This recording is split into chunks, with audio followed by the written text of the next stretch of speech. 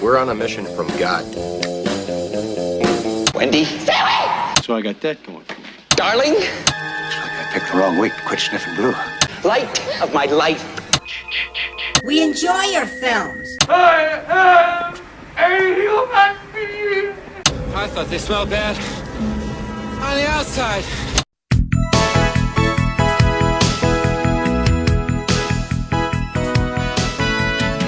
Welcome to Vintage Video, where we're rewatching the 80s so you don't have to.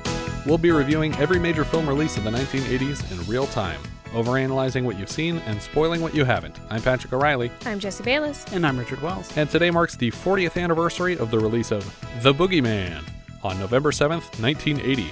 It was written by Ulli Lommel, Suzanna Love, and David Herschel, directed by Lommel, and released by the Jerry Gross organization, who thus far this year have distributed Fulci's Zombie 2 for us. The Jerry Gross organization, headed by Jerry Gross, an exploitation producer of the 60s and 70s, he was the owner and operator of Cinemation Industries, responsible for titles like Teenage Mother and The Black Godfather. Their best-known titles were Sweet Sweetback's Badass Song and Fritz the Cat. The company went bankrupt in 1975, and rights to all their films were sold off. But Jerry Gross resurfaced after a few years working as a clerk at a 7-Eleven with his new company, the Jerry Gross Organization, which scored hits with I Eat Your Skin, I Spit on Your Grave, and The Boogeyman. Soon after, the major studios started buying out all the screens, making independent distribution all but impossible. According to press releases from the Jerry Gross Organization, the origin of the term boogeyman comes from the word bogle, found in Scottish literature dating back to the year 1500. A bogle refers to a specter or human phantom. The word boogie began to show up in the early 1800s as a derivative of the Welsh word bog, which meant goblin, and a Middle English word boggy, meaning terror. Carradine scenes in this film were all shot in a single day. I believe it. Yep. In a single room. Probably at his house. Yeah. Yeah, that was probably his house exterior. Yeah, because otherwise, why do you pick a weird mirror room? Yeah. On a budget of $350,000, it made $25 million. What? But the impending bankruptcy of the studio kept this profit out of the hands of the creative team. Or at least that's what the Wikipedia page would have you believe. But considering the film's supposed limited release, combined with the fact that Box Office Mojo doesn't list it in the top 68 highest-grossing films of the year, I am unable to confirm this box office total, and almost certain it's a bullshit lie. Yeah, well, God. That's more than Bronco Billy made, and that had Clint Eastwood in it. No way this movie made that much money. I listened to another review of this that said 4.5, and they were all disputing that. Like, no way this made 4.5 million, and now the Wikipedia page says it made 25 million. Yeah, no. A sequel, Boogeyman 2, aka Revenge of the Boogeyman, was produced in 1981, immediately after this, but not released until 83. But isn't this movie The Revenge of the Boogeyman? No. This is The Venge of the Boogeyman. But the Revenge of the Boogeyman tells the story of producers trying to adapt the events of the first film into a film within the film. It is apparently... Wait, what? Yes. It's like Scream 3, where they're making a movie about the events of Scream 1, but they just did it right away with the second movie. So it has the same girl in it, and she's telling the story of what happened to her, and as she's telling the story, we're seeing the entire story over again in flashbacks. It wasn't worth it the first time. No, no, it wasn't. But it's almost 50% flashbacks, as is the third installment, Boogeyman 3, a.k.a. Return of the Boogeyman. Now, you might ask yourself, wasn't the second movie Return of the Boogeyman? Apparently, this one's Return of the Boogeyman. Revenge? And that was in 1994. Well, yeah, Revenge or Return, either way, it's him coming back, right? Yeah. The first two films both landed in Section 2 of the official Video Nasty list, alongside Don't Go in the House for 1980. That's unnecessary. There's not even one gross shot. There's nothing interesting in these films to warrant putting it on that list. No. What? There's one gross shot. There's some blood. I think, to me, the shot that would probably do this was the window child. Oh, I was thinking the scissors. Yeah. I found the window scene much more horrifying than maybe. that, because it's so quiet. It's a quiet crunch. Yeah, a quiet crunch. According to the Boogeyman's film Wikipedia page, as of 2016, a team, including director Ulli Lommel, were working on a series of 8 45-minute episodes for something called Boogeyman Resurrection, originally conceived as a feature and then broken into episodes for television. The same paragraph says that the first episode was already under production and would air on Halloween in 2018, while episodes 2 through 8 were still in pre-production, with an eventual plan for up to 64 45-minute episodes. Okay. As far as I can tell, none of these have aired anywhere, though a trailer for the feature-length version was made available in 2016, and it's interesting.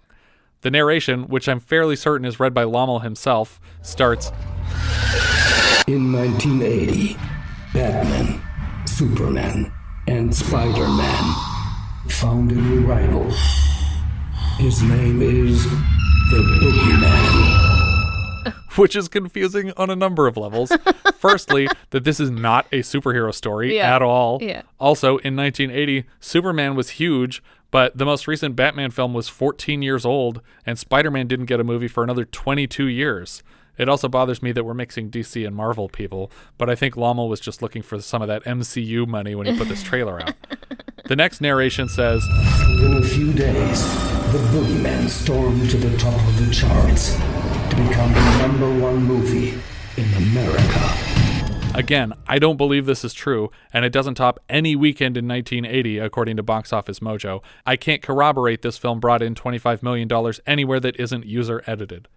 Speaking of Spider-Man, though, the narration continues, In 2005, evil dead monster Sam Raimi presented his Boogeyman, and once more, it became #1. This part is half true. What? Sam Raimi produced a series called The Boogeyman. Yeah, but that has nothing to do with this. Correct. It has the same title, but it's not at all related to this movie.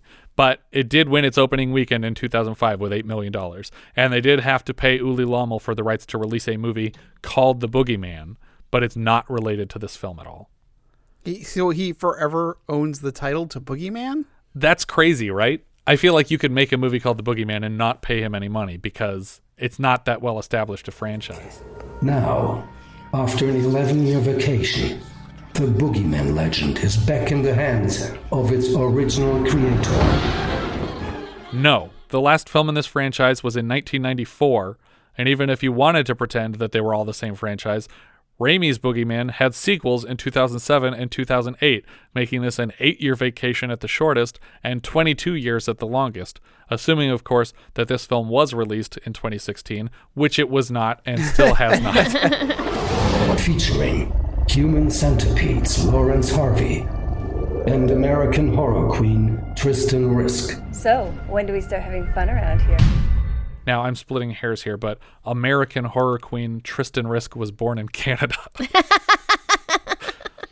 I don't know if this show will ever be released because Lommel passed away in 2017 at the age of 72. Speaking of death, Steve McQueen died today.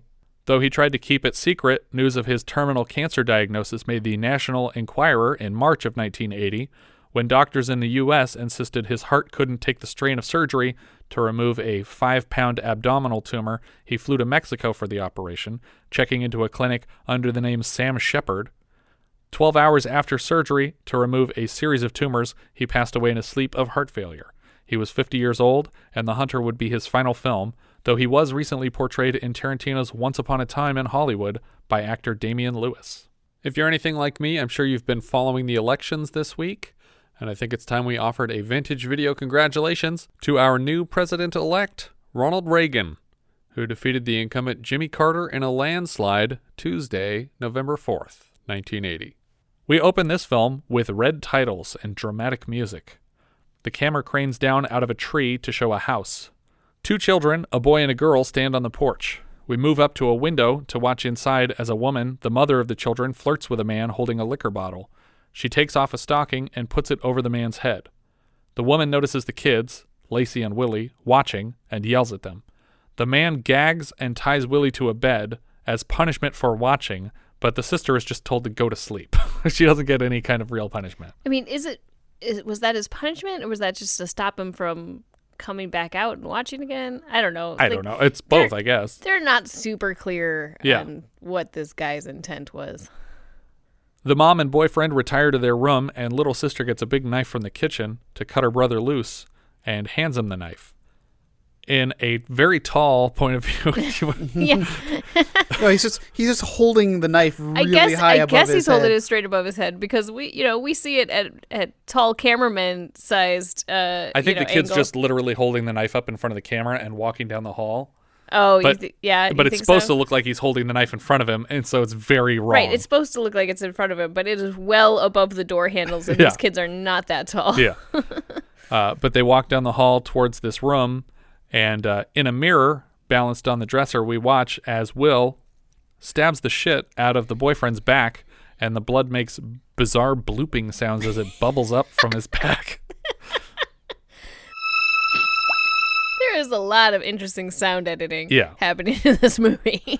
We cut to a cemetery years later and then pan over to a church. In the confessional, Lacey admits that she still has visions of that night. Father Reilly tells her that she is sheltered by her trust in the Lord. He also visits the house later and is introduced to Willy, who in adulthood is a mute. I don't know if he was also mute as a child. Well, they said he hasn't talked since that night. Since the accident, okay. Accident. That's the wrong word. Murder. Murder. Straight child murder. Murder by child. Murder by child. I want to make a movie called Murder by Child now. Father Reilly is asked to stay for dinner. Lacey's husband, a police officer, returns home with groceries. Her son Kevin sits precariously on the lip of a well, and she calls to him to help with the groceries.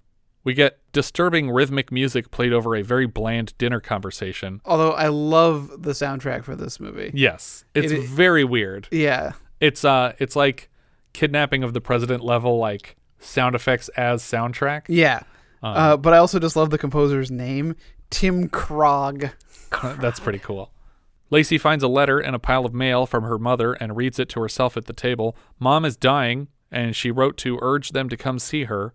So it seems already like this movie is about them going to see her. But nope, we never follow up on this letter, and we never see the mom again. As your mother, I feel I have the right to see you at least one more time. The letter triggers flashbacks to the night of the murder for Lacey. Willy stands and walks out, and Lacey follows him to the well. She tries to calm him down, insisting she's not our mother anymore. You can't plead guilty for what happened 20 years ago. As Lacey watches her aunt carve up the turkey, the flashback music starts blaring again, and I kept waiting for this chicken to just start gushing blood all over the table as she's cutting it, but that never happens. So this movie is only, like an hour and 20 minutes long? Yeah, it's super short. And if you cut out all the repeated scenes that we get in the flashbacks, it's an hour, maybe. Maybe. Lacey gets a bottle of wine from the pantry, which kicks off more flashbacks, and every time someone asks what's wrong, she just says, nothing. After dinner, when everyone leaves, Willy picks up a knife and the letter. From a few angles outside the house, the home very closely resembles the Amityville horror house, and I'm sure that's no accident. Yeah, it has like the two Amityville windows, yeah, but they're very, very tiny. Yeah, so it's like squinting. Willy cleans the knife in his room beside a fishbowl. I was worried he was just going to gut his pet fish here, but he sticks it in a drawer full of stolen knives, and then he lights the note from his mother on fire. Yeah, so I feel like we're establishing that there is something wrong with this guy. Yes. But I don't really, we never really are clear about what that is, and it's not the point of the movie. No, not at all. Like, him being mentally disturbed from this has nothing to do with Neither the rest does of the her movie. husband being a cop. That never comes into play. And I wasn't entirely sure that they were married. Like, they have a kid together, but maybe they're not married. Well, yeah, that it's just the way that their uncle describes their relationship. It's like, I think she's found a good man. It's like, oh, they're dating. This is like a new situation. Yeah, it was just a weird phrasing, and then I never assumed that this kid was theirs until later when they kept saying mommy and daddy. It's like, whose parents are this kid's? I don't know. Apparently he has parents, but a kid sitting on the side of a well repeatedly is not a kid that seems like he has parents. Yeah. I thought this well was boarded over or something, but nope. Nope, it's not. This is basically the kid from House of Dark Shadows again. It's a wide open well. Nobody Don't cares. let your children play by it. Yeah, it's ridiculous. They need to fill that thing in because they're not using it anymore. They have running water in the house. In the bathroom, Lacey teaches her 8-year-old son how to brush his teeth. It's a bit late. Yeah. We get this weird cosmic zapping sound that surprises her, but it's just that familiar zapping noise of your husband softly touching your shoulder. Jake, you scared me. Again, this was why I thought that they weren't a couple. Yeah. Or that they haven't been a couple for very long. Because if they're living together and have a child, they should be pretty familiar with, like, seeing and being around each other, I would think. But they're not. As she cleans the countertop, we hear a bunch more crackly computer sounds for some reason as she stares blankly into her reflection. In Willy's room, he drops a snake into a terrarium and then feeds a handful of crickets to a tarantula in a nearly shattered terrarium. It's like the whole back of it is all spiderwebbed, like it just needs one more good tap and the spider will be out. At this point, my note here is I really want this movie to be about things that seem menacing, but absolutely nothing happens. Yeah. Like everything is just like can be explained by coincidence. It's just the soundtrack the whole time. Yeah, or no, just she keeps having horrible flashbacks, but nothing ever comes of it. Yeah. It's just a movie about trauma. Yeah. Willy wears this same dumb lawnmower man costume for the entire film for some reason. As he moves down the hall, we suddenly cut to Lacey in her underwear being dragged across the floor, but the camera is on its side, so at first it looks like she's hanging upside down. She is gagged, and her hands are bound the same way Willy was in the first scene, but now she's being tied to a bed, and someone is sharpening a knife over her. Just as the knife is stabbed downward, she wakes up screaming and possibly completely naked in bed. Yeah. She tells her husband that she can't stop having the dreams. She's scared, she doesn't want to remember the incident, and she refuses to see her mother. Willy listens from right outside the door for no reason. Yeah, but also this is a crowded household. I'm surprised that her sudden scream in the night didn't wake up anybody else. Yeah.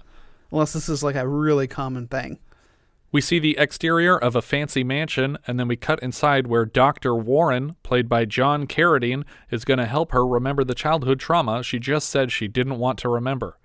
Most of this scene, we're seeing Lacey in the reflection of a mirrored wall behind Dr. Warren. He lays her down and asks her to tell him the story of that night, that her brother murdered a guy. At the climax of the flashback, she starts speaking in a mix of Zool and Pazuzu, a sort of Pazuzool, if you will. Then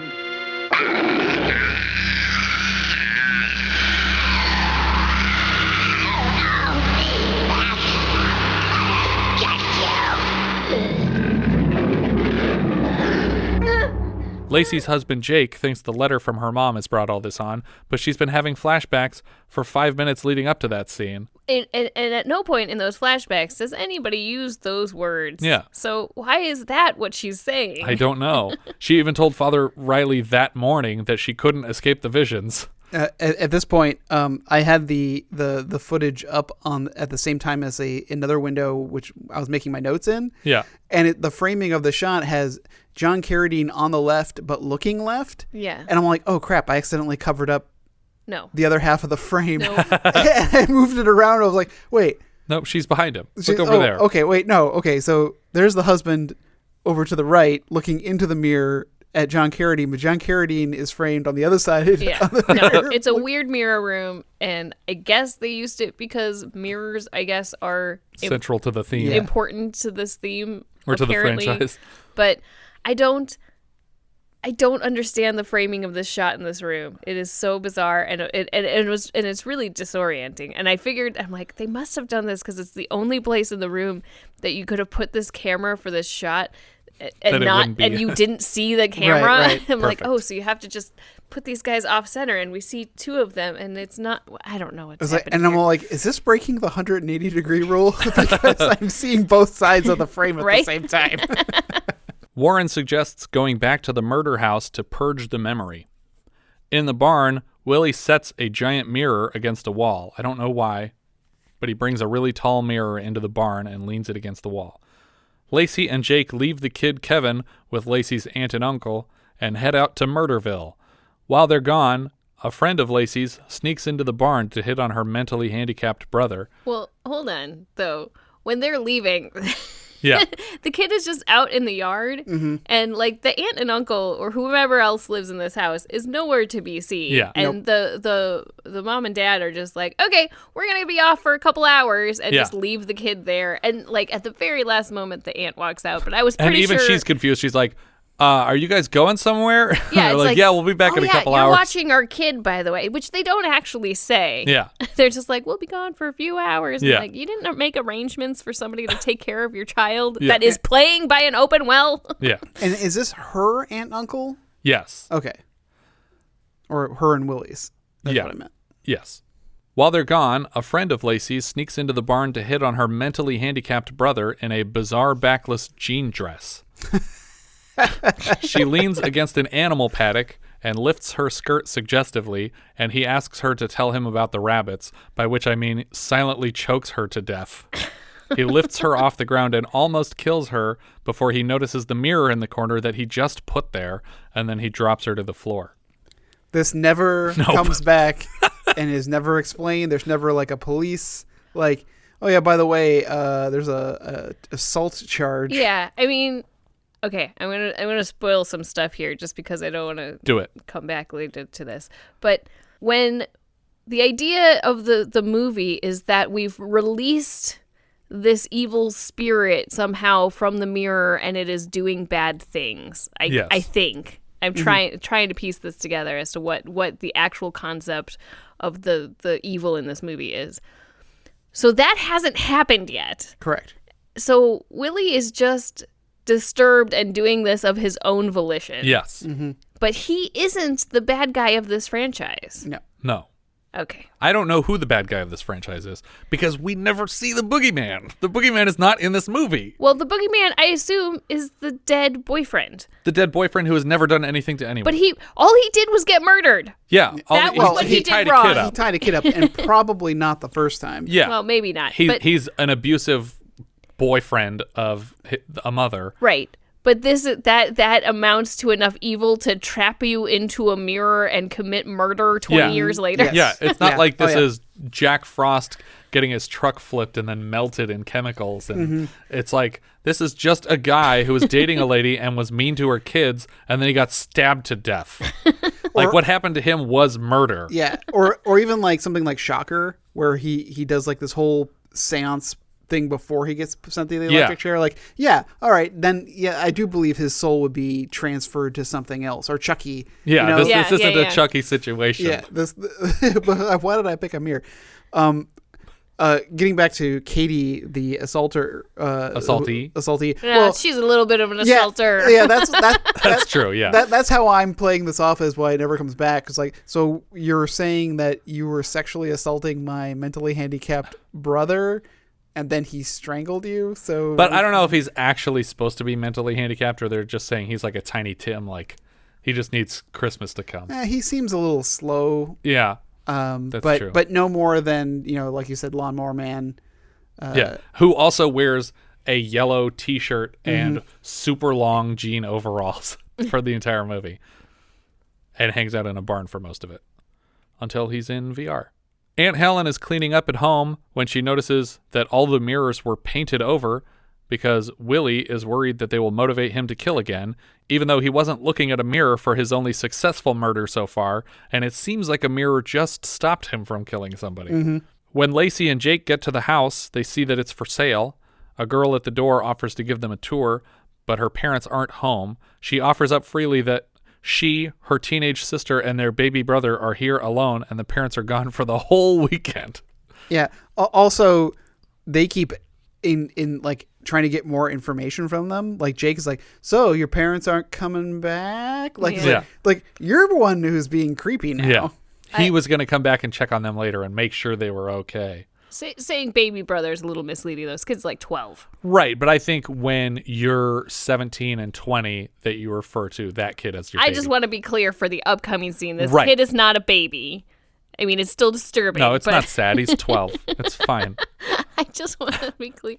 He had a good run. It's not infanticide that's happening. Yeah. Lacey and Jake move upstairs and move into a bathroom for some reason, where the baby, quote, baby brother, Timmy, tries to surprise them from behind a shower curtain, but they don't even flinch. Well, it's a little disturbing that the brother wants to like sneak up on his sisters in the bathroom. Yeah, it's perfectly natural to be curious. Yeah, but he just age. throws up in the curtain and yells at them. Or no, he says, goo goo gaga. No, he says Boogeyman.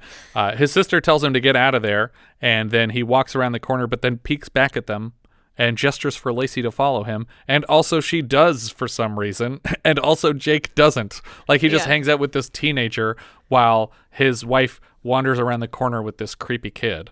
Who called her gorgeous. Yeah, he's like, hey, gorgeous. She moves into the murder room, and she looks at the murder bed, and then she looks up at the murder mirror. Yes, the same one. Apparently it came with the house. Yeah. But she sees her mom's boyfriend again with the stocking still over his head, just lying in the bed, but only in the reflection. She verifies that it's not happening next to her. And he stands to approach her from the mirror until Lacey picks up a chair and shatters the mirror into 1,000 pieces. Jake tries to excuse her behavior to the homeowner, or the homeowner's children, and then collects 999 of the 1,000 pieces of mirror off the floor to take with them. And then steals the mirror frame. I don't understand why they get to take it. You pay for the damage. Unless he said, it's like, I'm going to go get another piece of glass cut for this. Well, he did say, I'm willing to pay for the damage. And she said, don't worry about it. It came with the house. But then you don't just say, oh, well, then. Well, then it's mine. I guess it's not yours, technically. They say you break it, you buy it. Jake just pushes her to the ground. Call your parents, why don't you? Yeah. Oh, wait, they won't be here for a couple of days. Also, the piece he leaves behind must have been intentional because it's one of the biggest pieces and it's right in the middle of the rug. And as we see later, the paper bag that he collected the pieces with gets like dumped out, and there's just like a bunch more pieces. It's like glass dust inside of it. Yeah. So I'm like, you managed to pick up like every glass dust and... bits, but not this giant shard left in the middle of the room. Or even better, that he vacuumed and then emptied the vacuum bag of dust. He's not even sweeping. He's literally doing it with his fingers. He's just licking his fingers and put it down. And then he just waits for his skin to heal and expel all the pieces of glass. His tongue is shredded every time he goes through. Oh, God, that's gross. But really, this last shard should have been like leaned against the wall or tucked under the rug somehow. There's no reason he would leave this giant piece here. But he takes like the frame and everything out to the car. Yeah, you better take that out of here. It's bad luck. Shut up, Timmy. Like they just hate their brother. I imagine the parents are going to come home and say, hey, where'd our mirror go? And they're just like, oh, some people on a walkthrough broke it, and then they just took it when they left. I don't think yeah. Luckily, this conversation will never happen. It's going to be more like, hey, where did oh, there you guys are. As they drive away, Lacey insists she isn't crazy and that instead what actually happened is that she was attacked by an invisible reflection until she destroyed the mirror that it lived in. Like, at the same time, she's saying these things and saying, I don't understand why you think I'm crazy. What happened was, and then she says a thing that she can't not realize is crazy unless she's crazy. Weird that we now have 2 movies in a row where a character can be defeated by destroying the mirror they live in. Impossibly, Jake has reconstructed the entire mirror in its frame back at Aunt Helen's place. This is, like you said, this is a 1,000-piece puzzle. How long does a 1,000-piece puzzle take? Yeah, and those Several pieces hours. look different from each other. They're not all the same color, which is a reflection. Yeah. I keep looking at the box, but the box is just this mirror that's not broken. Yeah. I keep looking at the paper bag I brought at home, man. It's not helpful. Uncle Ernest doesn't understand why any of this is happening and tells Willy... Neither do I. Yeah. He's definitely the voice of the audience. He tells Willy to clean all the painted mirrors, and he tells Jake to throw this razor-sharp piece of trash away. Which he doesn't. Yeah, he keeps not doing it. Jake points Lacey at the mirror to confirm that she doesn't see a man in it. Back at the murder house, the orphan shard starts glowing bright red, and we hear its heart beating. I did like the effect of how, like, even the red was. Yeah. Like, ooh, boy, that is just It's like an solid... out-of-focus glowing light. Mm-hmm. The middle Home Alone kid asks baby bro where her barber scissors went, and he claims not to know. The phone rings, and even though she is much closer to it, middle kid asks Timmy to answer it, and he says, I'm not expecting any phone calls. After she leaves, Timmy stands and walks out of the house, and we cut to POV following middle kid, who apparently also didn't answer the phone. So I don't know why the phone rang at all. We didn't answer it. We don't know who it was. She finds her quote-unquote barber scissors. Yeah. And these aren't barber scissors. These scissors are enormous. These scissors are like big fabric scissors. They're like tailor scissors. They're not little shears that you cut hair with. If your barber uses these, you have felt hair. The POV is now standing in the shower stall, breathing very heavily, and we cut back to the insert of the glowing shard, and then the middle kid cuts a huge chunk of her hair off. Well, I also want to say that this is really inconsistent with the rest of the movie. Yes. Because it seems like the shard has to be present in the area of location. But right now it's in a different room. Yeah, it's in a different room. I feel like I tried to figure out what the rules are, and I think it's inconsistent all over the place. Yeah. So it's like He Knows You're Alone, where you're like, he only kills women who are about to get married, and also tailors, and sometimes just people friends. that bother him. Yeah. I don't know. Yeah, no, I don't know what the logic is behind this because, Willy was doing weird things before the mirror was even broken. And later, there's definitely not shards totally present when things are happening either. But after she cuts this big chunk out of her hair, then the scissors move down her cleavage to cut her shirt in half to let her boobs out. And then she jams the blades into her neck and collapses bleeding into the tub. Timmy pops his head in through the window to shout Boogeyman again at her corpse, and then the window slams shut, cracking his neck.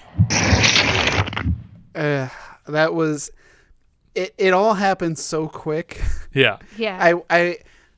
I was like, wait, what? Because the window comes down, and he just kind of goes...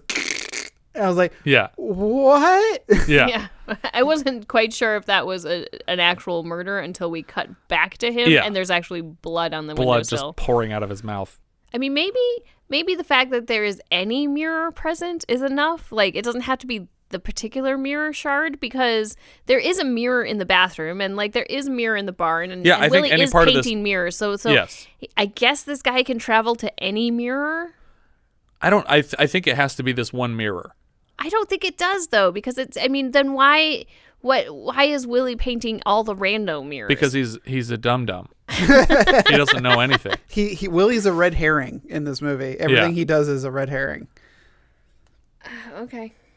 But the other sister, the living sister now, picks up the shard. Yeah, first she walks into the room and she refolds a towel. She refolds a towel that's already folded multiple times. And then she remakes the bed that was already made. And she finds the last shard just wide out in the open, and then brings it into the bathroom.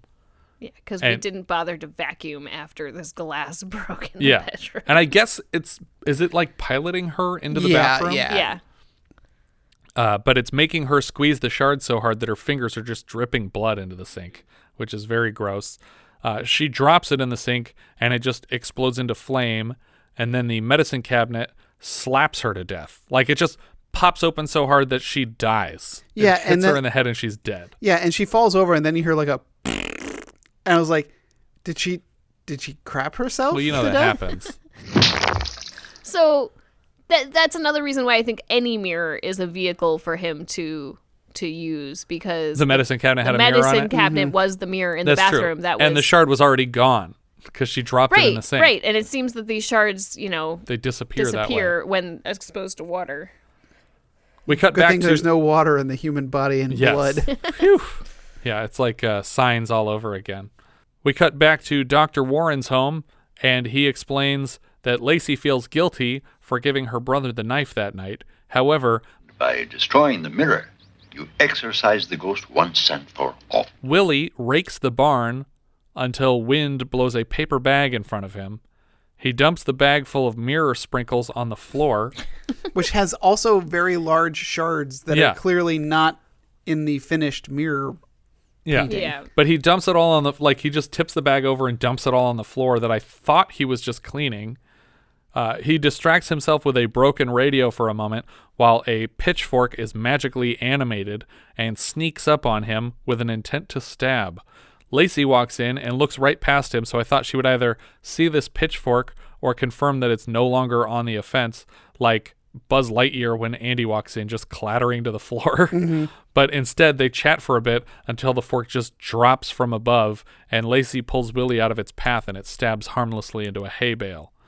They look around confused for a bit, but before the mirror can attack again, Willy presciently douses the mirror dust in water before leaving the barn. He just dumps a bucket on all the mirror dust so that people aren't like, wait, what about those pieces of the mirror? You didn't get those. Yeah, but at this point, I don't think I was super clear on water's effect on the mirror, Right. so that didn't mean anything This to me. was supposed to be for the second watchers. Who are those people? Yeah. I watched it twice. And also, water didn't play any effect or thing in the murder. No. Like, water wasn't like this thing about... Like, unless it goes further back and the boogeyman was in the mirror that forced him to kill the guy that night. Oh. But I don't know if that's true or not. Because I don't know who the boogeyman is, because we never see him. We only get to see murder victim once in the mirror. Because the murder victim seems like he's coming for her in the mirror. But why is he coming for her? He might be like, hey, you kids killed me and got away with it. I'm stuck in a mirror. And she's like, fuck you! And smashed the mirror with a chair.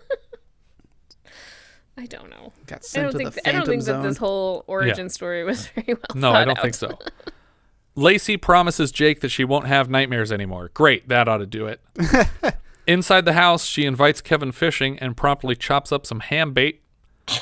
A shard just falls out of the mirror, and then Kevin steps on it, and it just gloms onto the bottom of his shoe permanently. Well, I'm assuming that Jake had glued the mirror pieces, so there was probably still some wet glue. Maybe the kid had gum on his shoe. But also, that piece of glass isn't like paper thin.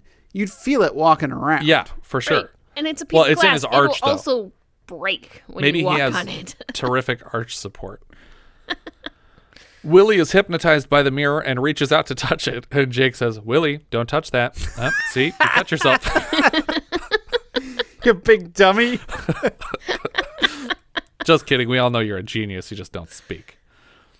Kevin sits on the edge of the pier, and the light reflects off of his shoe mirror at a nearby beach where two couples are hanging out. One of the guys takes one of the girls aside to proposition sex in a nearby abandoned home. Outside, the other girl asks the other guy if he thinks the hot dogs, plural, are about done. But there's only one on the grill, and it's burnt to fuck. She offers to go get the buns, and the guy tosses his beer bottle in the ocean. In the abandoned house, light from the kid's shoe is visibly reflecting off all the walls in the room somehow. The girl kneels in front of the guy, and we hear techno-vibraty sounds until a board falls off the wall, spooking the girl out of a blowjob mood. Back on the beach, Guy 1 pushes Girl 2 into the water. All right, so... Oh, boy, this scene. Here we go. I was so upset. They were so close to the water. Yeah, the blanket is practically in the water. Yeah, and it's already covered in sand, and it's wet, and then she gets thrown in the water. It's like, that towel is already sopping wet. You are already sopping wet. My note in all caps, the towel is getting wet. It's infuriating to watch. They couldn't find a real beach, so they found a place with 3 feet of sand that they could barely fit a towel on and pretend like these people were on a beach somewhere. Oh, and it is the grossest looking beach. Yeah. Not just the grill full of, burnt bits of hot dog. Yeah, there's like one full like, hot dog and then a bunch of tiny crumbs that are just burning. Bits. But there's trash everywhere. Yeah, probably from them. It's gross. I mean, and this is an abandoned house that is just falling to pieces. This is not like a cool hangout, sexy makeout place for teenagers. Yeah. This is icky. It's gross. Guy number 1 who just pushed the girl in the water brings a box of stuff back to their car when the breathing POV attacks again. I like the box of stuff though, because it's literally a giant knife. And you guys, brought it's a hot skewer. dogs. No, they also one of the girls also throws a knife in the box. Like it's a knife equivalent to what they stabbed the guy with in the beginning of the movie. Yeah. But they also had it was in the sand. I know, it was sticking up out of the sand, so and they pull it up. Jam it's this your giant kitchen box, knife into the and sand. it's got a kitchen knife and a pokey thing from the grill, and that's it. That's it. But he puts it in the car, and then he walks in a full circle around the car before sitting down in the driver's seat and just waiting patiently for the kebab skewer to come back to life and then stab him through the back of the head and out his mouth. When his girlfriend comes to check the car, she somehow can't tell that he stabbed totally through his head until he turns to gurgle at her. And as she screams, the car door slams on her butt, pushing her toward him, and the blade coming out of his mouth goes into her mouth, and they become a kiss kebab. I don't even understand how this physically works. It's not long enough to go the whole way through. Well, and I wasn't sure if it was the skewer or the knife that stabbed him, because they don't really show it super clearly. Yeah. But either way, it's only protruding an inch or two from his mouth. Yeah. And that means like the rest of it's going through his head, and I thought through the back of the car seat. But yeah, maybe so not. He wouldn't be able to turn his head. Because it would, and like he's already dead, so his head would just be falling over. Yeah. And then I don't know. But I think he's not sense. dead because it missed every like vital thing on the way through. So he's fine, and she's fine. They're just locked in this kiss forever until they die. But you're right. There's only like a couple inches sticking out of it. So it couldn't possibly reach the back of her mouth, let alone go through her head. I do appreciate the effort that they went to on this particular shot, though, because they have they have a series of cuts in here to make it look like it's going through his mouth from the back of his head. Because they first it's just alongside his head. It's coming. Yeah, it's coming. They're showing it approaching the back of his head, and then they show it come through like between his lips and a profile. Right. Yeah. So his head's in a profile, and you see this just shooting out from beside him, and then they cut to an actual like prosthetic like coming out of his mouth with the blood, and from like a more frontal angle, and I'm like, that looked pretty good. But their friends think they're just making out in the car because they've had their lips locked for so long. So they just leave in their own car and just leave this couple like that, and that nobody ever finds these people in the movie. Yeah, and then there's just a shot of the wet towel and books. They left books on the beach and bottles, just garbage, and washing back and forth. Again, we have a character who is a cop who could be hearing about all these local disturbances, this family of 3 that were killed, these beach people that were stabbed through the head, and none of this word ever gets back to the only cop in the story. Suddenly, there's another huge shard in the middle of the kitchen floor, and Uncle Ernest reminds Jake that he told them to throw that piece of shit away.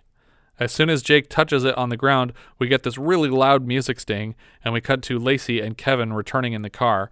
Kevin runs to the well to wash the fish that he just caught, while an invisible force tears Lacey's clothes off of her body in strips. She starts pounding on the front door, screaming for help. And Jake finally gets the shard back in the mirror with his bloodied fingers. But the mirror isn't out with her. Nope. So, like, how is this happening right now? It's like, it's a pretty powerful Wi-Fi of evil.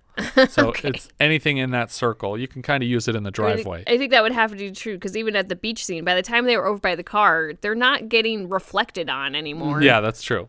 Lacey rushes to grab Kevin off the well, relieved that the invisible man is done tearing her clothes off. Jake finds her at the well with her clothes all torn and asks, Lacey, who did this? Jake, I don't know.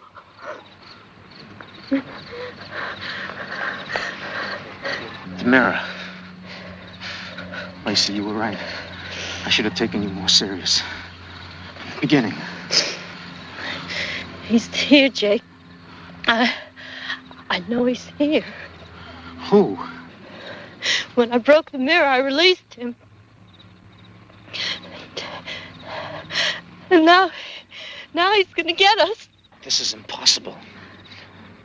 Lacey, he's dead. Your brother killed him 20 years ago. So he believes that a mirror is causing all this, but not that the guy her brother killed could have anything to do with it. And then he goes, hold on, I'm going to drive 2 hours and go see Dr. Warren and rub this in his shitty face. For no fucking reason. And then right here is the laziest editing I have ever seen. An actor quits the movie mid-take, and they just left it in the cut. Ernest goes, This is unbelievable. And then he walks out of the shot. No, he's just the voice of us. Yeah. In the house, Ernest calls Father Reilly, and he says, you got to come out here. We got some problems. We need you to exorcise a mirror. Luckily, Reilly has a phone right at the front of the church, like the one in Smokey and the Bandit 2. We see Lacey smoking a pack of cigarettes in a room by herself, just praying for God's strength to survive this mirror that they collectively refuse to throw away. Jake drives to Dr. Warren's home to complain about the mirror again for no reason at all. This is made especially obvious when the doctor stands with a book and says, I found a similar incident, and Jake just says, never mind, I don't give a shit, and he walks out. He's like, I need to get back. Yeah, he's like... Here's a similar incident. The New York Times reports, December 8th, 1975... Doctor, I think I should get back to the house. It's like, he could have just given you the cure for this thing. You just walked away from him. Even John Carradine's character seems totally bewildered by this turn in the script. Suddenly, Helen and Ernest wander away to close up the barn together. Father Reilly arrives and listens to the whole stupid story over again. Jake, as a joke I guess, asks the priest if he believes in evil. The priest doesn't quite understand the question and reaches for the mirror in an effort to reenact what Jake is describing, and immediately the whole room is glowing red. I just like that he was literally like, so wait, you just went like this, and the whole room is just like, evil.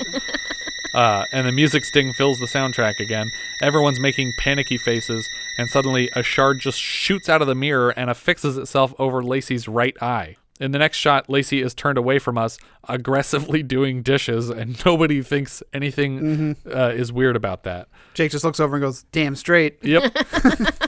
We hear a scream outside, and Jake and the father move to investigate. In the barn... Father Wright. not his father. There's no other father in here. Peter McAllister. Jake is the father. He can't father. be the father. In the barn, they look around for a while until blood starts dripping on the father's head, and they notice that Ernest is stabbed to the wall above them with a pitchfork through his neck. Then they find Helen just sort of lazily wrapped in a hose, but it's not like around her neck, and it's not tight enough to strangle her, so maybe she just got lost in here.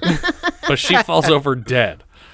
In the house, Jake tries to call the police, and the phone line just explodes. Like the middle of the wire pops and just separates. It's like a piece of det cord from just... Again, nobody throws this mirror away. Lacey is nonchalantly cooking in the corner when Jake asks, Lacey, what are you doing? I'm fixing supper, dear. Honey, Ernest and Helen are dead. Oh, that makes dinner for 4 then. Father, you are staying, aren't you? I did like such a great line. When Jake finally gets her turned around, he sees that her eye is a mirror, and it's suddenly glowing intensely bright green in his face, and another sting on the track as she shouts,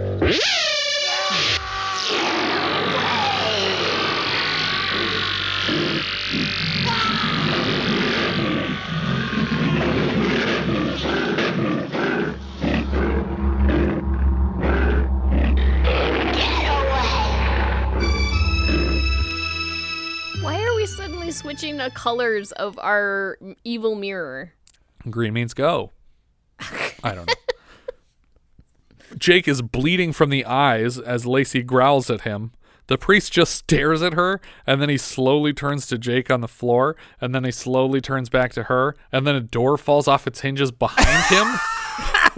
And then he slowly turns to look at that. I thought for sure someone was going to come in. Like a zombie, I thought it was like just a mistake. But then he moves across the kitchen to get a crucifix, and she comes through that door that just fell open. Mm-hmm. So she teleported outside the room and then kicked the door in.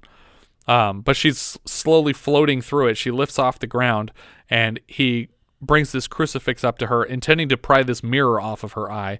And while she's resisting, she just says, "Get away, get away." And then a knife flies from across the room and lodges in his back. Suddenly, Reilly is bleeding profusely from the top of his head. Which is a frame. Yeah. So it's like somebody's just above him pouring a bucket of blood down his forehead. Or even like chocolate syrup, it looks like. Yeah. Because of the It's lighting, we thick. can't tell the color. Yeah, and it's not like a airplane situation where the sweat is clearly like coming out of the headphones. Yeah. Like there's like nothing on his head Yeah. that would indicate like something to Right. hide it. It's just And at this point, no injury has happened to his head. Right, yeah. We saw a knife hit him in the back, but nothing happened to his head. Wind is blowing everything in a cyclone through the kitchen as Willy just sits at the table terrified. Willy shouts his first word of the film, "Lacey!" while Reilly tries to save her. After a few attempts, he gets the mirror off of her, and as he backs away, Lacey shakes uncontrollably, screaming in her own voice again. We notice another knife and 2 forks have joined the first knife in Reilly's back as he it's more like in the pillow in his shirt because Yeah. It's he's a giant full lump. hunchback all of a sudden. He turns to drop the mirror shard into the sink, where it erupts in flame as he collapses to the kitchen floor to bleed out. The room is still green for some reason, and we hear a heartbeat in the mirror. Willy throws a jacket over it as he and Jake finally take it outside to the well. The well! The corner cabinet, one of those rotating corner cabinets. Yeah, a rotating cabinet in the kitchen spins around to reveal where Kevin has been hiding this whole time, and then he just tries to run away until his mom catches him out in the yard. The guys run the mirror outside and drop it in the well, and it causes an enormous mushroom cloud. Because this mirror is made of potassium, I guess? It has to be. They all watch the fire burn out, splattered with blood, and we cut to a cemetery where Helen and Ernest are buried. I don't know if this means that Father Reilly survived or they just don't give a shit about him. And also, how did they explain all of these deaths? Nope. Like, don't need to do that. Like, are you going to say, oh yeah, the mirror killed them? Natural causes. Oh, I guess that's why her husband's a cop, so they can just sweep all that under the rug. Yeah, we're not going to blame the mentally handicapped guy with a drawer full of knives. Yeah. He came right at me. I had to hit him with that pitchfork. Yeah, we don't have a psychologist who we've been seeing who can testify to seeing Lacey screaming about murdering people. Nope. None of that happened. Willy assures Lacey that she isn't responsible for these deaths because now he can talk, but she's at least responsible for these deaths as she is for the first death in the film. This was a much more traumatizing incident than before. I feel like whatever happens after this will be much worse than what happened in this film. The last shard of the mirror falls off of Kevin's shoe finally as he's jumping up and down with excitement for an upcoming road trip. Because I guess he's never worn different shoes or changed his shoes or anything in the last nothing month. says jump around like hanging out in a cemetery. Yeah.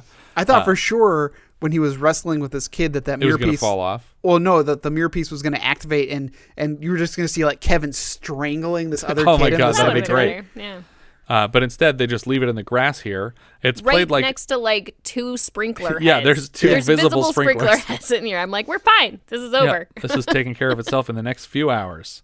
In the second film, she has kept the final shard with her, so they must have discreetly noticed it and then came back for it right after the end of this film.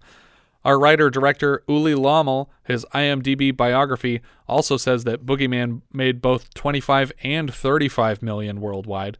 It's entirely possible it made that much, but I am not convinced that it did. I think that he came in here and edited his biography and inflated the earnings of this film. 25. No. 35 million. At the top it says it made 25 million worldwide, and then at the bottom it's like, this movie made $35 million. That's like, which is it, Abe? Better keep your story straight. Ulli Lommel was a frequent collaborator with Rainer Fassbinder and Andy Warhol. Between 2005 and 2008, he directed 17 feature films about serial killers. We'll see his direction next in 1982 for Brainwaves. He also plays the film director in Boogeyman 2, making a film about the events of this film. So he's basically playing himself. Wonderful. Kind of reminds me of like Wes Craven's New Nightmare. Yeah.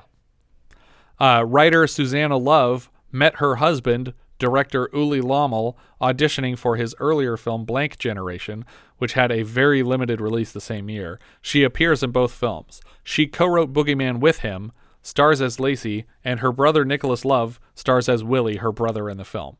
So they're actually siblings, those two. It's just like Donnie Darko. Yeah, the Gyllenhaals. You can go suck a fuck. Oh, please tell me, Elizabeth, how exactly does one suck a fuck? She's also in Brainwaves and Boogeyman 2, possibly only in footage from this movie. I haven't seen it. That's not true. I watched it today. and she is in the film and in the flashbacks. She also wrote Devonsville Terror and Strangers in Paradise with her husband. Writer David Herschel, this is his only credit. 4 out of 5 Doctors is a band that provided 2 songs for the soundtrack of this film, and they also play the house band in House on Sorority Row, where they play 5 songs for that film. John Carradine was Dr. Warren. His sons Robert, David, and Keith appeared earlier this year in Long Riders, but sadly his scenes were cut from the film. He was Hatfield in Stagecoach, Jim Casey in Grapes of Wrath, Aaron in The 10 Commandments, and the voice of the Great Owl in The Secret of Nim. He also makes an appearance in 1980 title Monstroid, which we'll be covering next year. In 1981, we'll see him in The Howling, The Monster Club, and Goliath Awaits if we cover TV movies, but sadly we don't. Yeah. Nicholas Love played Willy. This was his first film. Wouldn't you know it, he's back for Brainwaves, written and directed by his sister and brother-in-law. He played Jeff Hauser in The Deadpool and Man in Wheelchair in Wild at Heart. Jane Pratt played Jane. She's a TV interviewer in Kingpin and somehow plays herself, Jane Pratt, in Vanilla Sky. So she must be an actual interviewer or something. Charles David Richards played Teenager. He's credited here as Stony Richards. He was a maitre d' in Punchline. He's a commuter in Predator 2 and a stagehand in Three Men and a Little Lady. Aunt Helen actress Felicite Morgan was actually Suzanna Love's mother, playing her aunt in the film. And Lucinda Ziesing, who played Susan, was her cousin. Which one was Susan? I think it's one of the kids from the house. Yeah. Probably one of the girls, I would guess. Well, I thought they were all credited as Teenager. No, I think those are the ones on the quote unquote beach. Yeah. Oh, Susan, from the yes, the house with the creepy little brother. Yeah. Got it. Those are all the credits I had for this one. Well, and I just want to say again, I really loved the soundtrack. Yeah. I was just like, I was actually looking up how much the vinyl goes for right now. Oh my God. Because like the soundtrack's actually really great. I felt actually really bad for Mr. Krog because there was some really weird editing happening in this movie, and these scenes kept like they would be playing this really intense music and then it would just cut. Yeah, It was that House of Dark Shadows school of film scoring where you score the dailies and then you edit the film together. Afterwards, it's just like, because it just well, as it's soon a new as he scene. goes There's outside, no music here. No, it doesn't need to carry over at all. Much like the previous movie we watched, which is Brew, I felt like this movie was not as interesting in the first half, but at least in the second half, I was like, what is happening? The moment that piece of glass started to glow, I was like, oh, okay, hold on. This is a supernatural movie. I just thought this was going to be the brother killing people. Yeah. Now, I thought it was a serial killer movie. Yeah. Now it's that, oh yeah, there's a ghost in the mirror. It's like, is there? I think I was so frustrated and distracted by not really understanding the rules of this movie that I couldn't really get into it. I'm just like, I don't know when he attacks. I don't know who is attacking. I don't know why. I don't know what's going on. Yeah, but I do have to say the cinematography for all of the light bouncing off of mirrors, especially in that last kitchen scene where the whole room lights up, or they're bouncing this bright spot off of her eye and filling the room with this green, like all of that looked really incredible. And also when the light is blinding Jake and he's like wiping blood out of his face. Yeah, with that again coupled with the soundtrack I was reminded a lot of Mandy. Okay. With like really intense color values and a really great synth soundtrack that it has. But it doesn't have the story to back it up. No. There were competent people on set, but there weren't competent people in the pre-production of this film. Yeah, I think that's everything there is to say about that one. What do you think, Jess? Down, up? Oh, down. I didn't need to watch this movie the first time. Definitely won't watch it again. Yeah, I think it's a down for me. It's a down for me, although I will never get... I don't like horror, as you know. Yeah. But that kid in the window death, like, I don't know why it upsets me so much. Yeah, I don't know why, because I think the scissor scene was so much more intense. Yeah. You know, the very, very slowly driving the slightly opened scissors like through her neck. Yeah. That's intense. Yeah, it's pretty rough. Letterboxd, what do you think of Richard? I have this at 108. Okay. Which is just below Death Ship and just above The Exterminator. All right. Jessica? I have it at 135. It is below Home Movies and above Middle-Aged Crazy. I have it in 127. It's below Without Warning and just above Defiance. I think that's everything for this one. If you guys have any thoughts you'd like to share with us, we are Vintage Video Pod on Twitter, Facebook, Instagram, and Letterboxd, where, as I've said before, you can find each of our full movie rankings for the year. We can also be found at vintagevideopodcast.com. please consider rating us on iTunes to help people find the show, and if you take the time to leave us a review, we will thank you personally in an upcoming episode. If you're feeling especially generous, you can also support the show through patreon.com/vintagevideopodcast. Because this is our first episode of the month again, I wanted to remind our listeners about our Patreon campaign for anyone who hasn't had time to check it out. Vintage Video will always be free to listen to, but if it's worth it to you, a donation as small as $1 a month is greatly appreciated. We're into November now. We've been doing the show for 10 months, and this is our 141st episode. We're averaging 14 titles a month, which means for the $1 a month tier, you're donating 7 or 8 cents an episode. We also offer a $5 tier, about 36 cents per film, which includes a shout-out on the show, a monthly exclusive episode reviewing a title from the 70s, and a hand in choosing each month's film. We've recorded 10 so far, and from December 1970s releases, our second-tier members are choosing between 8 titles. The Aristocats, Disney's animated musical about a family of aristocratic cats trying to find their way home, featuring the voices of Ava Gabor, Phil Harris, Paul Winchell, Scatman Crothers, Thurl Ravenscroft, Sterling Holloway, Pat Buttram, and Charles Lane from Little Dragons this year. Brewster McCloud, Robert Altman's experimental comedy with Bud Cort in the lead as a reclusive young man living in a fallout shelter of the Houston Astrodome, trying to invent functional wings and becoming the suspect of a series of murders. That sounds fascinating. Mm-hmm. It also stars Sally Kellerman, Shelley Duvall, Renee Auberjonois, and Stacy Keach. Little Big Man, Arthur Penn's revisionist Western about the potentially exaggerated life of a 121-year-old white man raised by the Cheyenne tribe, starring Dustin Hoffman, Faye Dunaway, and Martin Balsam.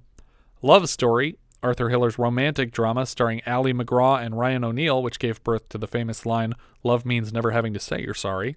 Husbands, John Cassavetes' comedy drama starring himself, Ben Gazzara, and Peter Falk as 3 friends entering midlife crises in the wake of the death of a mutual friend. Rio Lobo, the final film of director Howard Hawks, an American Western starring John Wayne from a script by Lee Brackett, who wrote Empire Strikes Back for us earlier this year. Scars of Dracula, a Hammer film from director Roy Ward Baker starring Christopher Lee as Dracula. And finally, There Was a Crooked Man, Joseph L. Mankiewicz Western, starring Kirk Douglas, Henry Fonda, Hume Cronin, Warren Oates, Burgess Meredith, and Alan Hale Jr., each of which will be celebrating their 50th anniversaries this December. If this sounds like something you'd be interested in, you can find our campaign at patreon.com/vintagevideopodcast, and if not, I hope you'll at least do us the honor of continuing to listen. Thanks again, and I hope you'll join us next time when we'll be discussing Christmas Evil, which IMDb describes like so.